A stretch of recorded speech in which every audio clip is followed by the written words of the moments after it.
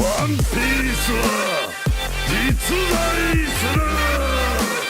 俺はモンキー D ルフィ、お前らを超えて海賊王になる男だ。人の夢は終わらねえ。 Welcome to Nerdville. We'll never find a more wretched hive of scum and villainy. We must be cautious. Hey there, fellow nerds, I'm Fanfi.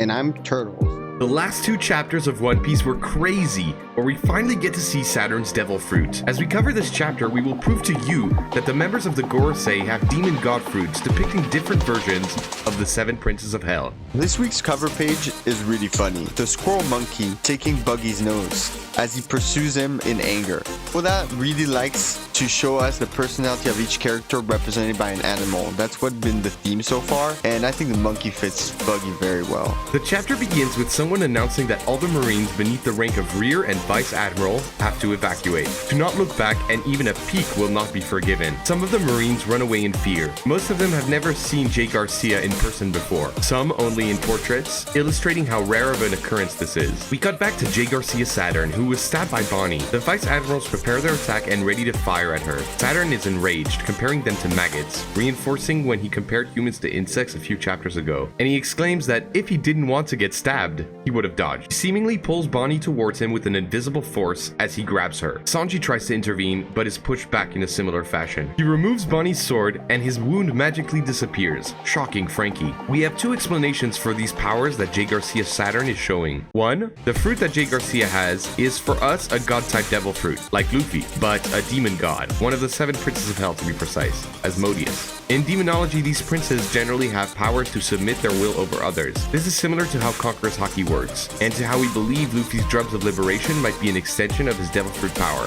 upgrading his Conqueror's Haki. This might be the same for Saturn's Asmodeus fruit. 2. We saw in the last chapter that a grunt-level marine looked at him, and he made his head explode by staring at him. In this chapter, he does something similar by pulling Bonnie towards him and Sanji away, or later on when he has them all paralyzed on the ground. Much like the Nika fruit allows Luffy to somewhat control reality, could this demon god fruit allow Saturn to manipulate space? The Marines rush to him as he instructs them to stay composed and to keep their weapons pointed at the enemy. Saturn then addresses Kizaru, mentioning his surprise at him being so slow to achieve his objectives. Kizaru apologizes, as well as saying that he still needs a minute or two to recover and is unable to move. This concludes the Admiral versus Yonko fight that started 4 chapters ago. This was the proof we needed to confirm that Luffy was a true Yonko and could stand on his own, not needing any assistance. He was even able to incapacitate him with his Gomu Gomu no Star gun. As for Kizaru, he is still conscious, which is insane. Not to mention Kizaru being able to make Gear 5 tire itself out without really fighting against the Yonko. The stamina and his power are on par with any character that we've seen so far, and he's doing justice to his legendary trio. It is clear that from now on, Admirals are going to be a major part of One Piece. We can't wait to see what he has in store for us with Fujitora. Saturn surprises us by stating that he understands why he had such a hard time, as a vignette focuses on Luffy exhausted. Saturn refocuses as he turns to Luffy, trying to stab him with one of his spider legs. Frankie, with a well-timed pushes his captain out of danger. Saturn observes that this band of pirates sticks together as Frankie recovers Luffy and yells out with pride that even the biggest shot in the world won his captain's head. Saturn continues by stating that the Straw Hats and Bonnie's involvement in this affair was unforeseen, but that all the escape routes are blocked. He finds it interesting to see how they could possibly get out of such a hopeless situation. He turns to Vegapunk, thanking him for his service and that his betrayal was a heavy blow, which is very true given how much of an asset he is. He proceeds to ask who wishes to die first, as he completely ignores his previous statements and says that he will choose the cruelest order, as they curse themselves for defying the world government. Saturn starts squeezing his hand as Bonnie is stuck and screams in pain, but no one is able to help, as it seems like a strange force is keeping him stuck to the ground. Could that be the Asmodeus fruit in action? Bonnie shouts at him that he killed her father. Garcia answers by explaining that that Kuma was born to be a slave since he belonged to a race that sinned against the world government, the Buccaneers. As the godhead of science orders all the troops to aim at her head, Bonnie starts hearing her father's words. He tells her about the hero he worships as a child, the warrior of liberation, Nika, who would rescue people from their suffering. Vegapunk and Sanji plead Saturn to stop, as Bonnie remembers herself asking her father if she would be free too. This leads us into Kuma's backstory. Kuma was born to a buccaneer father and a human mother, but even after his birth, he was enslaved due to the doctor betraying his family. After spending some time with his master that treated him horribly, he is reunited with his father. He asks him how he is doing, and Kuma, the gentle soul that he is, lies, saying he has a nice master to spare his father's feelings. As the two spend some time together, his father has somber news that his mother has passed away, but not to worry, since she is in a better place, emphasizing that slavery is worse than death. The young Kuma, overwhelmed with grief, wants to end it all. However, his father tells him not to give up and recites to him a tale passed down by the buccaneer race. The tale is about the warrior of liberation, Nika, an individual that always smiles and walks to the beat of drums. As his father dances and demonstrates the sound of the drum try and lift his son's spirits, the master, annoyed by the ruckus, shot his father dead, stating, "Shut up already!" This is another instance where we see the cruelty of the Celestial Dragons, where killing a father in front of their son isn't off limits. They are treated like garbage, or insects, as Jay Garcia mentioned in chapter 1090.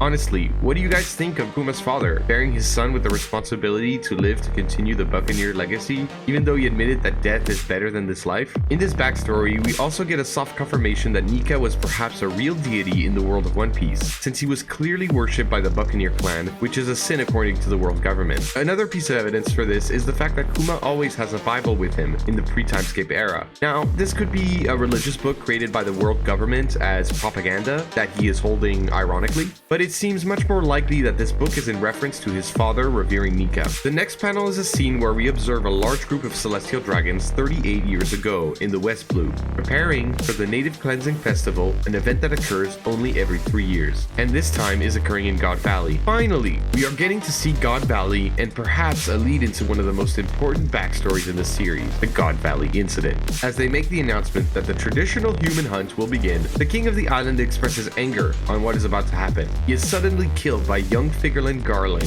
the future leader of the Gods Knights. The Celestial Dragons reprimand him for beginning early and give him a 10,000 point deduction. He pridefully states that he needs a disadvantage to make it interesting, since he is one of the predicted frontrunners of the contest, which shows how strong he could potentially be. If you made it this far into the video, don't forget to like, subscribe, and hit that notification bell for more One Piece content. Do it. The announcer continues by saying that they all brought slaves, who are also fair game to hunt, and they will chase them down like wild rabbits. As an agent comes up to Saturn, mentioning that they have tracked the missing slave, and that it was the Buccaneer brat. As what looks like another slave beating Kuma up for selfishly running away, a figure appears. Actually, it's two slaves, Ivankov and Genie. Could she be Bonnie's mother? She is eating meat. Since Ivankov's pose is very descriptive of his personality, this is the same for Genie as well, as eating meat is a big trait for Bonnie's character. Also, the similarity in their names can't be ignored. And finally, to get to the juicy part, in the previous chapter, we got the reveal on Saturn's devil fruit power. Without necessarily having a name revealed, but the fact that there's some sort of ritualistic pentagram symbol forming while he was being summoned, definitely pointing us in the direction that these mythical Zoan fruits are ones representing demons, leading us to believe that it's the 7 princes of hell that represents the devil fruits. This is not the first time we have seen these ritualistic summoning circles in One Piece. Since when Kuma first separated the Straw on Sabaody, Brook is sent to where members of the Longarb tribe are trying to summon a demon, even calling Brook Satan. Much like we saw with Kuma holding his Bible that could be referring God or Nika, this shows us that this mythology exists as well in One Piece. As we know, Oda loves history, and he loves referring to all kinds of myth and legends. And this is why we believe that the Gorosei members, Imu and Garling, are the 7 princes. The 5 elders and Imu are obvious. As for Garling, he would be the last member, since he's the protector of all other 6. The 7 princes of hell are the highest authority amongst devils, which is very reminiscent of the Gorosei being the highest authority. In demonology, the 7 princes were believed to be gods that once created humanity. Sound familiar? After the war in heaven and being banished, they decided to create a ruling body on the world they arrive on. Coincidence? I think not!